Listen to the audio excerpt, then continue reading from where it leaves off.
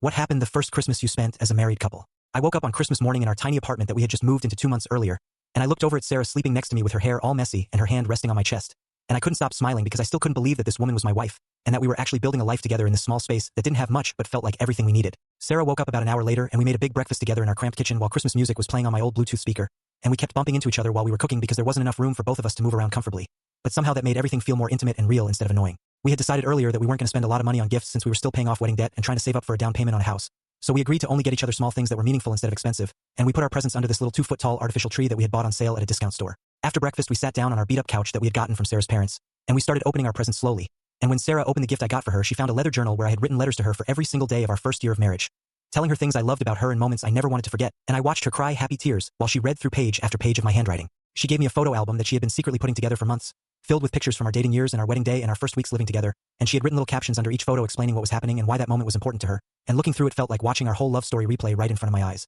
We spent the rest of that Christmas day just lounging around in our pajamas watching old holiday movies and eating leftovers from breakfast, and we called both our families to wish them a Merry Christmas. And I remember thinking that this was probably the simplest and most ordinary Christmas that most people could imagine, but to me it felt like the most special one I had ever experienced because I was spending it with the person I loved more than anything in the entire world. That first Christmas as a married couple taught me that all the fancy decorations and expensive gifts in the world don't matter nearly as much as being with the person you choose to spend your life with, and that sometimes the most meaningful moments are the quiet ones where you're just existing together and appreciating how lucky you are to have found someone who loves you enough to want to wake up next to you every single morning.